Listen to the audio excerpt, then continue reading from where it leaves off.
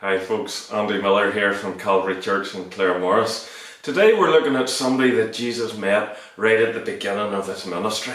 And we're picking up the reading in Luke chapter 5 and verse 1. One day as Jesus was standing by the lake of Gennesaret, with the people crowding around him and listening to the word of God, he saw at the water's edge two boats left there by the fishermen who were washing their nets. He got into one of the boats, the one belonging to Simon, and asked him to put out a little from shore. Then he sat down and taught the people from the boat. When he had finished speaking, he said to Simon, "Put out into deep water and let down the nets for a catch." Simon answered, "Master, we've worked hard all night and haven't caught anything, but because you say so, I will let down the nets." When they had done so, they caught such a large number of fish that their nets began to break. So they signalled to their partners in the other boat to come and help them. And they came and filled both boats so full that they began to sink. When Simon Peter saw this, he fell down at Jesus' knees and said, "Go away from me, Lord. I am a sinful man." For he and all his companions were astonished at the catch of fish they had taken. And so were James and John, the sons of Zebedee, Simon's partners. Then Jesus said to Simon, "Don't be afraid.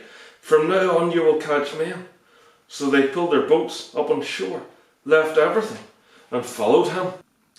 Right at the beginning of Jesus' ministry, he was teaching the people by the lake of Gennesaret, the Sea of Galilee. And as he taught the people, a crowd had formed around the shore. And he saw a boat there that belonged to Simon Peter. Peter had been out fishing all night, and he was just washing his nets, promptly ready to go home and rest. And Jesus sat in his boat a little out from shore and taught the people. And when he had finished teaching the people, he said to Peter, "Put down the nets for a catch." Now Peter was a bit annoyed. Who was this preacher man to tell him how to fish? Sure, he had been fishing all night and he hadn't caught anything. But he said, "I'll do it anyway."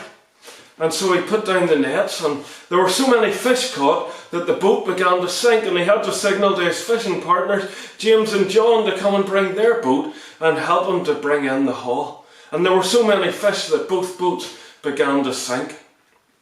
And Peter, when he saw the fish, he looked at Jesus and he fell down on his knees and he said, "Depart from me, Lord, for I am a sinful man."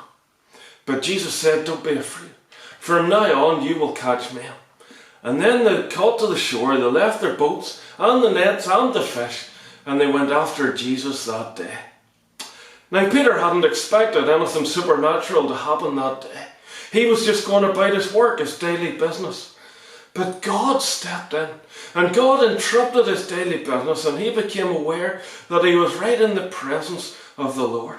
And that's quite often how God works, that as we go about our business, maybe we're in our jobs, at our work, and suddenly we become aware that God is at work in our lives, that God has stepped in, and that God is there. Now how did Peter react?